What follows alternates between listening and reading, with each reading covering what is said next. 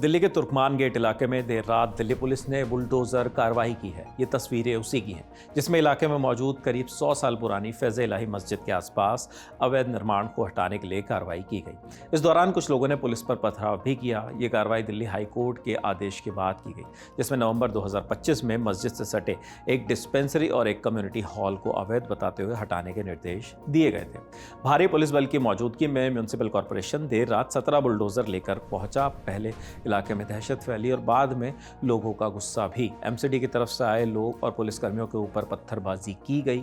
India today की report के मुताबिक कार्रवाई से पहले इलाके में काफ़ी अफरा तफरी देखने को मिली। एमसीडी ने अवैध कब्जे वाली जगह पर लोगों से 6 जनवरी तक खुद ही जगह खाली करने के लिए कहा था, जिसके बाद कई लोग अपना सामान लेकर वहां से चले भी गए थे। हालांकि बुलडोजर 6 और 7 जनवरी की दरमियानी रात ही रामलीला मैदान इलाके में फैज़ इलाही मस्जिद के पास पहुंच गए थे, लेकिन असली कार्रवाई अल सुबह हुई। जब रात का अंधेरे का वक्त था, उस वक्त ये कार्रवाई शुरू हुई। इससे पहले पुलिस ने पूरे इलाके में बैरिकेडिंग भी कर दी थी। हालांकि इसके बावजूद पत्थरबाजी हुई। अधिकारियों का कहना है कि ये कार्रवाई दिल्ली हाई कोर्ट के निर्देशों और एमसीडी की तरफ से किए गए सर्वे के आधार पर की जा रही है। इस सर्वे में रामलीला मैदान के आसपास कई जगहों पर अतिक्रमण पाया गया था। इसमें मस्जिद से सटे हिस्से भी शामिल थे। एमसीडी ने डिस्पेंसरी और कम्युनिटी हॉल को अवैध घोषित किया था। अतिक्रमण में सड़क का हिस्सा, footpath, community hall, parking area और एक निजी डायग्नोस्टिक सेंटर भी शामिल बताया गया है।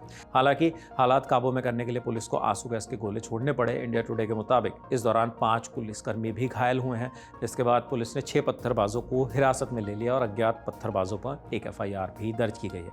डीसीपी नितिन वॉल्सन ने पत्थरबाजी पर मीडिया से बातचीत में क्या कहा, आपको सुनाते हैं। Some people actually try to create ruckus। थोड़ा सा मतलब पत्थरबाजी भी हुआ। और उसके बाद हमारा जो कंसर्न एडिशनल डीसीपीज और सीसीटी से वो अपने फोर्स लेके उनको पुशबैक किया, means using minimum amount of force. उस कार्रवाई में 5 लोगों को, पुलिस वालों को माइनर इंजरीज हुआ है। उनको मेडिकल किया भी है। जैसे मेडिकल रिपोर्ट्स आएगा और उनके स्टेटमेंट्स रिकॉर्ड करेगा और सीसीटीवी कैमरा एनालाइज करेगा, उसके बाद हम लोग ये जो प्रॉब्लम क्रिएट करने वाले लोगों के खिलाफ कानूनी कार्रवाई। इंडिया टुडे की एक रिपोर्ट ने यह भी बताया कि तोड़फोड़ ऐसे वक्त में की गई जब एक दिन पहले ही दिल्ली हाई कोर्ट ने मस्जिद सैयद इलाही की मैनेजिंग कमेटी की याचिका पर नोटिस जारी किया था। इस याचिका में एमसीडी के उस फैसले को चुनौती दी गई है जिसमें मस्जिद और कब्रिस्तान से सटी जमीन से अतिक्रमण हटाने की बात कही गई थी। मस्जिद सैयद इलाही की मैनेजिंग कमेटी ने एमसीडी के आदेश को रद्द करने की मांग करते हुए कहा है कि जिस जमीन की बात हो रही है उसका इस्तेमाल वो कर रहा है और वक्फ बोर्ड को लीज का किराया भी देती है। याचिका में यह भी कहा गया है कि ये जमीन अधिसूचित वक्फ संपत्ति है और वक्फ एक्ट के तहत इससे जुड़े सभी मामलों की सुनवाई का अधिकार सिर्फ वक्फ ट्रिब्यूनल को ही है। वहीं एमसीडी के वकील ने याचिका के जवाब में कहा कि 934 वर्ग गज जमीन 15 फरवरी 1940 को लीज पर दी गई थी और लीज वाली जमीन पर किसी तरह की कोई कार्रवाई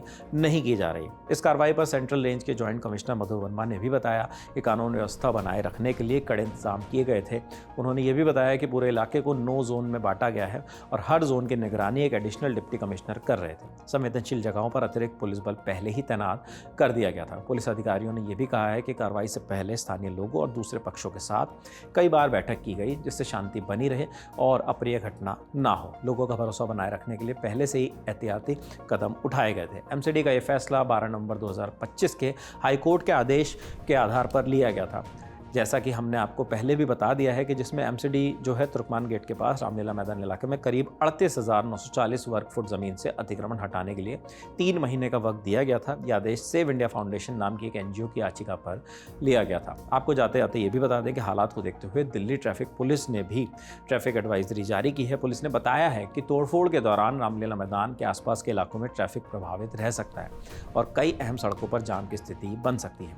आगे इस मामले में जो भी अपडेट्स आएंगे हम आप तक वो भी पहुंचाएंगे। फिलहाल इस खबर में इतना ही है। इस खबर के लिए तमाम जानकारी जुटाई थी हमारे साथी कनुप्रिया ने। मेरा नाम है विपिन किराड़। आप देखते रहिए दी ललन टॉप। शुक्रिया।